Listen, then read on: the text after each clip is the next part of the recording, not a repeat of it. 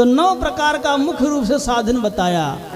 कहा एक है नवधा भक्ति। प्रथम नवधा भक्ति करिए, 9 प्रकार का साधन है, उसको करने से ठाकुर जी मिल जाते हैं, प्रसन्न हो जाते हैं। और भक्ति भगवान को बड़ी प्यारी है। दूसरा साधन क्या है? कहा कि ये भक्ति नहीं कर सकते हैं तो 8 अंगों वाली दूसरा साधन है अष्टांग योग, उसको करिए। अष्टांग योग के करने से भी भगवान की प्राप्ति हो जाएगी, दुख मिट जाएगा। और यदि अष्टांग योग भी नहीं सधता है तो 7 अंगों वाला जो ज्ञान योग है उसे करिए। ज्ञान के मार्ग का 7 सोपान है। और यदि यह भी न बने तो 6 अंगों वाला कर्मकांड है, उसे करिए, खटकर्म।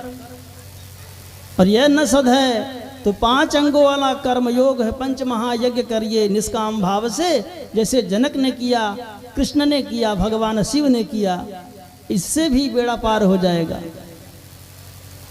यह भी नहीं होता है तो शरणागत चतुष्टय है, उसको करना चाहिए। भगवान की कथा श्रवण करिए, भगवान का कीर्तन करिए, भगवान का ध्यान करिए, भगवान की सेवा करिए। ऐसा करने से भी मुक्ति हाथ लग जाएगी और भगवान का प्रेम भी मिल जाएगा। यह भी नहीं सधता है हो तो 3 काम करिए, भजन भोजन शयन। खूब खाइए भगवान का प्रसाद मान के, और खूब सीताराम सीताराम कहिए, और सो जाइए लंबा तन करके। वो आनंद से यह 3 काम करते रहिए तब वो भगवान मिल जाएंगे। आलसी के लिए ऐसे अच्छा बढ़िया, इससे बढ़िया कोई साधन नहीं। राम ही सुमरी गाई राम ही, संतत भजिय राम गुण ग्राम ही, सो भवतरे कछु संशय नाही, क्योंकि नाम प्रभाव प्रगट कलिमा।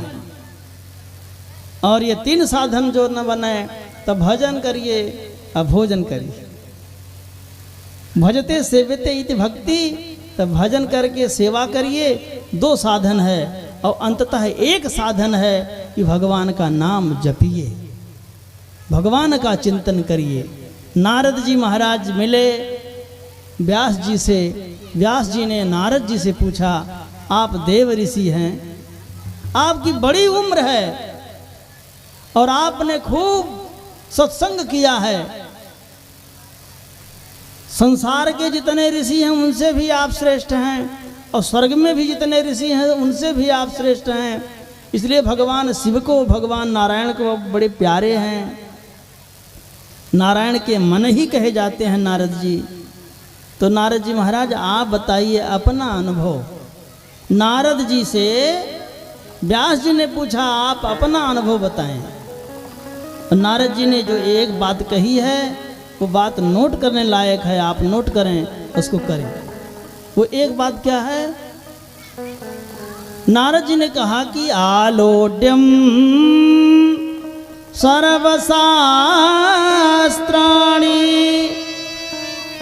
विचार्य च पुनः पुनः एकं नारायणं सत्यं सत्यं सत्यं वदाम्यहम्। एकं नारायणं सत्यं। मैंने सभी शास्त्रों को आलोटित किया है। आलोटित माने जैसे शरबत बनाते हैं घुमा फिरा करके, उसको कहते हैं आलोडन करना।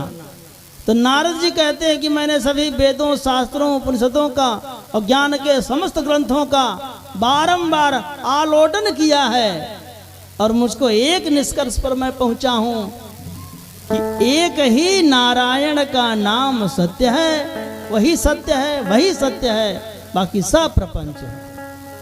और ऐसा ही अनुभव महादेव का भी है। तो मैया से कहते हैं, सत हरि भजन जगत सब सपना, उमा कहूँ मैं अनुभव अपना।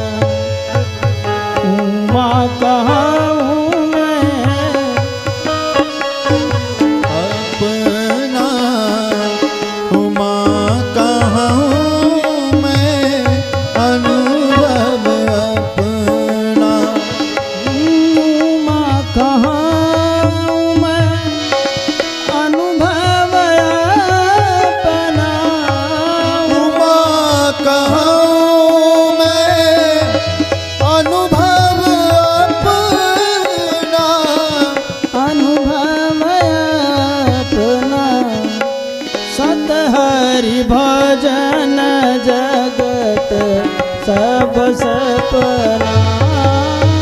सत हरि भजन भगत सब सपना। सत हरि भजन जगत सब सपना। और ऐसा ही अनुभव काकभूषुंडी जी का भी है। काकभूषुंडी जी गरुण जी से कहते हैं, गरुण जी भगवान शिव के श्राप के कारण मैंने 84 लाख योनियों में जन्म लिया। मैंने संसार में जितने शरीर हैं इन सब शरीरों को मैंने प्राप्त किया है और सब शरीरों में जा जा करके मैंने सब प्रकार के कर्म किए सुख के लिए।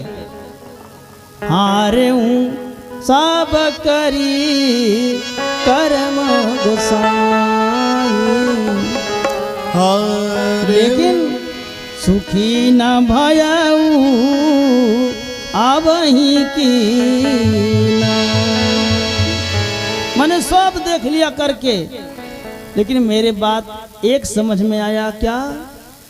निज अनुभव मैं कहूँ खगेसा, बिनु हरि भजन न जाहि कलेसा।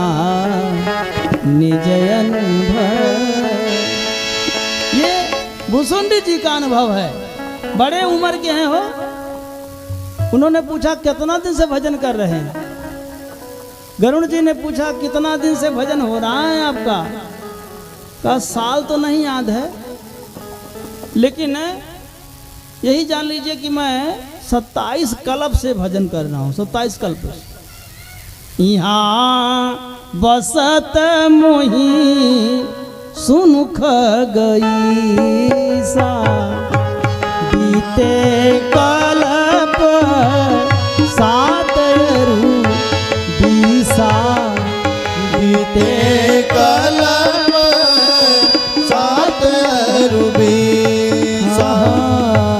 बीते कल्प सात।